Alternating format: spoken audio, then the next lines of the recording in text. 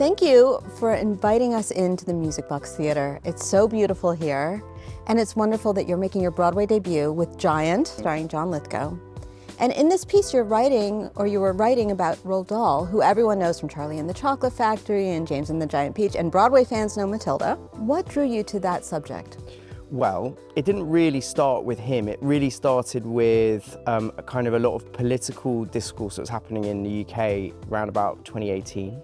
A lot of conversation around the Middle East, and the sort of like, what I was noticing was a lot of mixing of like really meaningful debate, political debate, and then quite a lot of sort of quite prejudiced stereotyping, particularly at that time quite a fair amount of anti-Semitic stereotyping. That was where it started. I was interested in somehow prizing apart the difference between them as a Jewish person in the UK.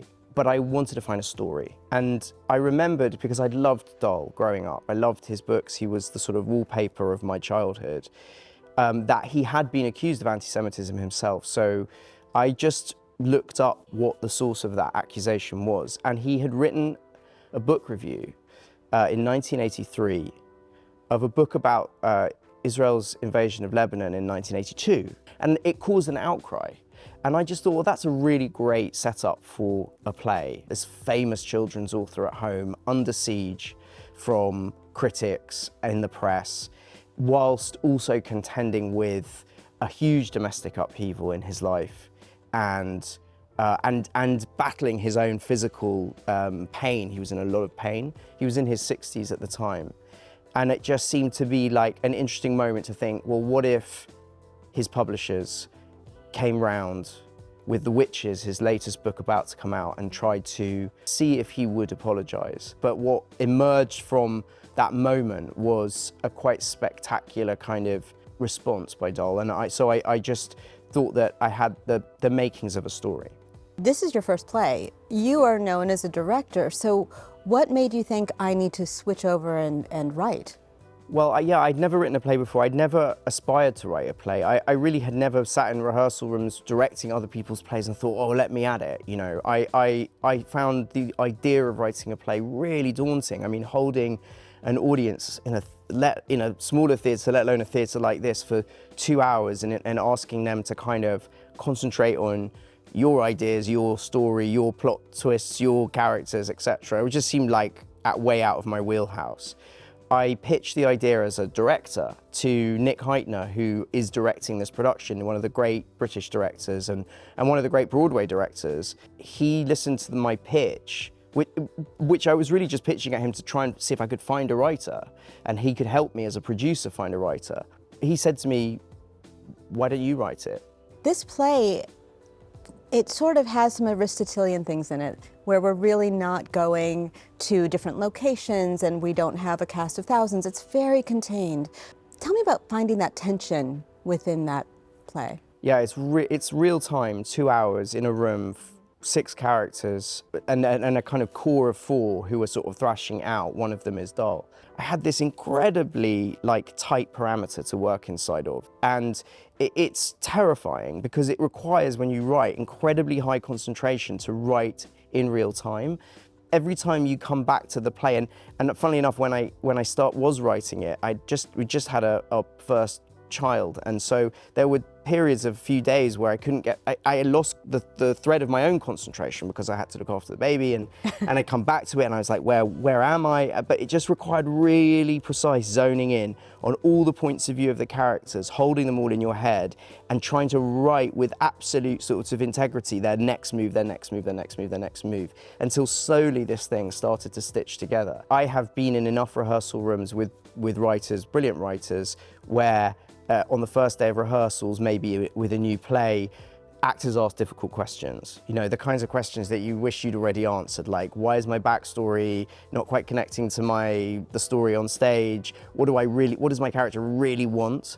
For me, that was one thing I wanted to avoid with this, was make sure that the characters' backstories and what they want are crystal clear and they connect. And I think that really helped, sort of as a pressure to myself, to turn up on the first day of rehearsals with those things fixed. And it meant that I think the actors really responded to their clarity of the voice of each character, and it made it possibly easier to cast those roles, and we got amazing actors to play them. Yes, well, you have John Lithgow, a giant of the theater, who is playing Roald Dahl and brings so much to it. What did you discover as a writer just having him read the work? Well, I discovered that John himself brings to his presence and audience's relationship with him adds an extraordinary value to what we're about to watch. You know, the play is an attempt to find a balance in Dahl himself, who had some very cruel and controlling aspects to his personality and beliefs, but also was a man of great compassion and kindness at times, and an innocence in a weird way, a childish person, as well as a sort of a kind of cruel person. John, first of all, has an extraordinary facility to move between those two positions.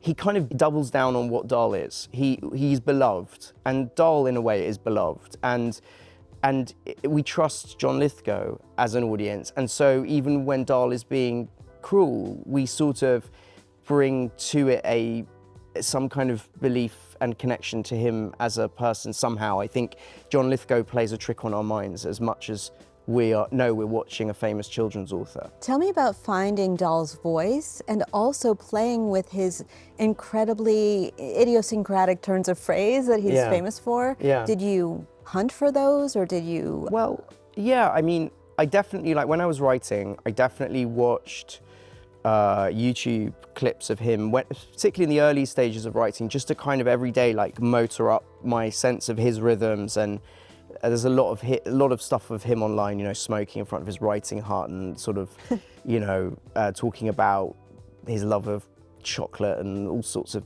things that are online. But also he invented loads of words. He's famous for he's got a whole dictionary of like incredible, strange fizzwiggler and, you know, all that stuff. So I kind of made up some of my own. I sort of analyzed, I broke them down, and then I made a few of my own up in the play so that you can see Dahl on stage sort of kind of formulating some of his own little funny insults.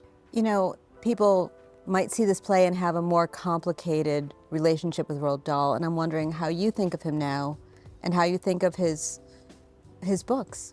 Yeah, I think it's right that people have a complicated relationship with people like Dahl, problematic artists. I mean, it's important that we are adults in the face of these adults, that we hold complex truths, sometimes oppositional truths in our heads about these people. We may love their work and we may find them objectionable, and in a way it can be our job to sit with both those things. Certainly that's the case for me. I have two sons, little boys, and my 6-year-old, I love reading Dahl too, and I would hate to lose that pleasure that I had as a kid, and hate to lose the opportunity of seeing his face when he looks at the gruesome illustrations and hears all the sort of mischievous and naughty things that go on in his stories.